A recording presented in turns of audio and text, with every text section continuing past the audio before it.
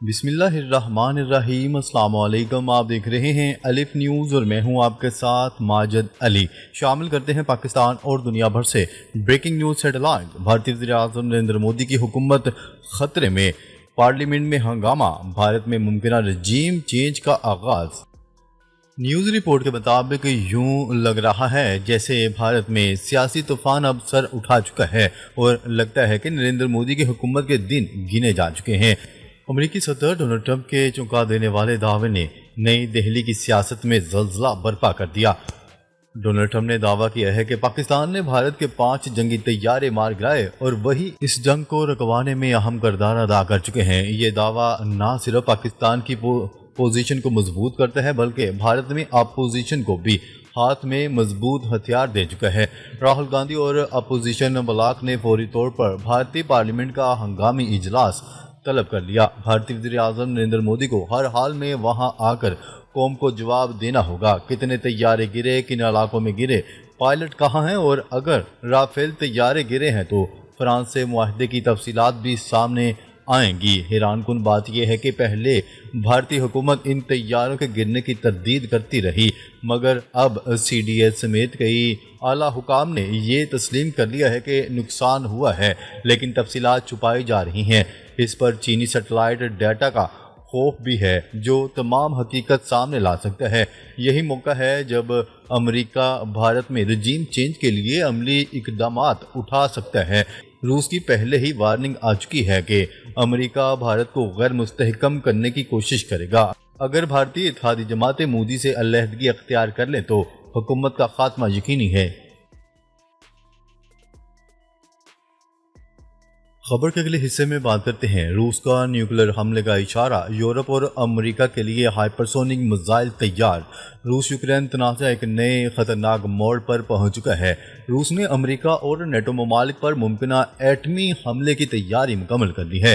کریملن میں ہنگامی میٹنگز جاری ہیں اور روسی جنرل صدر ولادیمیر پوٹن پر زور دے رہے ہیں کہ اب وقت آن پہنچا ہے کہ امریکہ اور یورپ پر ہائپرسونک نیوکلیر میزائل فائر کیے جائیں جو کسی بھی دفاعی نظام سے نہیں پکڑے جا سکتے۔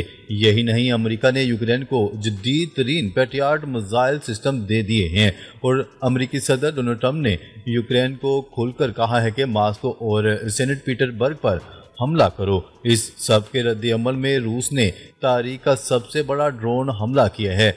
کیا رہے کہ 300 سے زائد ڈرونز یوکرین پر برسائے گئے ہیں۔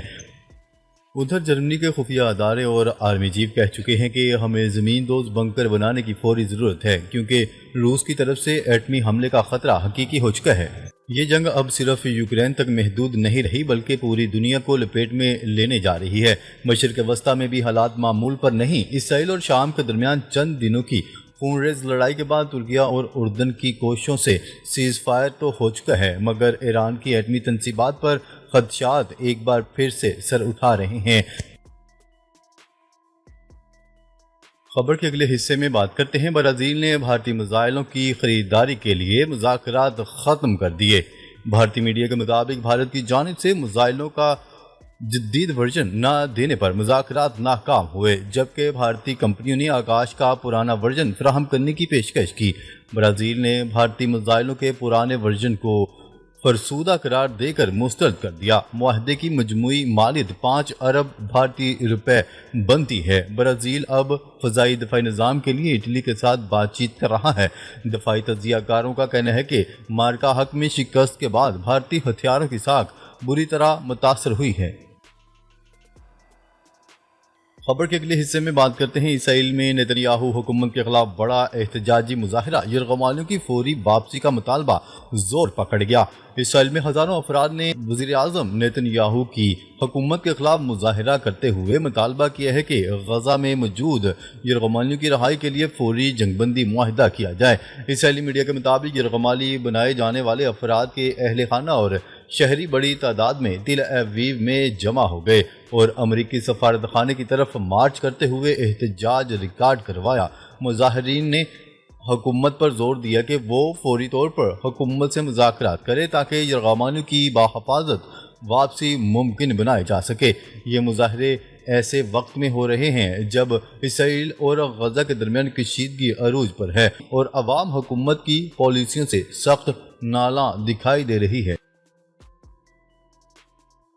خبر کے اگلے حصے میں بات کرتے ہیں ایران کی ایک جوہری تنصیب کو نقصان پہنچنے کی خبروں پر ڈونلڈ ٹرمپ کا شدید رد عمل سامنے آ گیا۔ امریکی صدر ڈونلڈ ٹرمپ نے ایران پر امریکی حملے میں صرف ایک جوہری تنصیب کو نقصان پہنچنے کی میڈیا اطلاعات پر اپنے رد عمل کا اظہار کیا۔ ایک بیان میں امریکی صدر نے کہا کہ ایران کی تینوں جوہری تنصیبات مکمل طور پر تباہ اور ناکارہ ہو چکی ہیں۔ ڈونلڈ ٹرمپ نے کہا کہ امریکی حملوں میں تباہ ہونے والی ایرانی جوہری تنصیبات کو دوبارہ فعال کرنے میں برسوں لگ سکتے ہیں۔ اس کے علاوہ انہوں نے مزید کہا کہ اگر ایران چاہے گا تو اسے 3 مختلف جگہوں پر نئے سرے سے آغاز کرنا ہوگا۔ واضح رہے کہ گزشتہ روز امریکی میڈیا کا کہنا تھا کہ انٹیلیجنس جائزوں کے مطابق امریکی حملے میں ایران کی صرف ایک فوردو جوہری تنصیب کو نقصان پہنچا ہے۔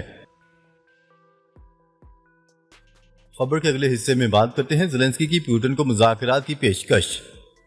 یوکرینی صدر ولادیمیر زیلنسکی نے ایک بار پھر روسی صدر ولادیمیر پیوٹن سے براہ راست ملاقات کی خواہش ظاہر کرتے ہوئے دعویٰ کیا ہے کہ صرف سربراہان مملکت کی سطح پر ہونے والی ملاقات ہی حقیقی اور دیرپا امن کی ضمانت دے سکتی ہے۔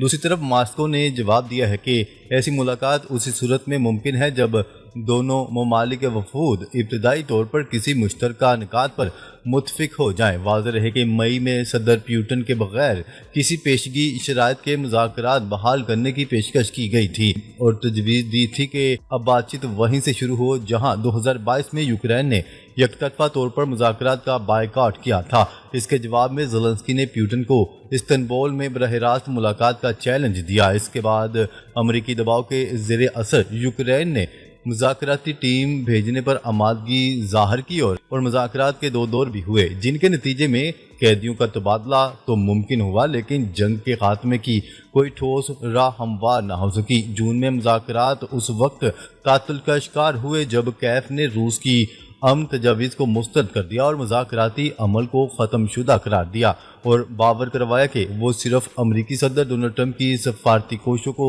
نظر انداز نہ کرنے کے لیے شریک ہوئے تھے۔ اب یوکرینی صدر زیلنسکی نے آئندہ ہفتے ایک مذاکراتی دور کی تجویز دیتے ہوئے کہا ہے کہ مذاکرات کی رفتار کو تیز کرنے کی ضرورت ہے۔ صدر پیوٹن سے براہ راست ملاقات کا مطالبہ کرتے ہیں۔ ایک پائیدار امن کے لیے قائدین کی سطح پر ملاقات ضروری ہے۔ یوکرین تیار ہے۔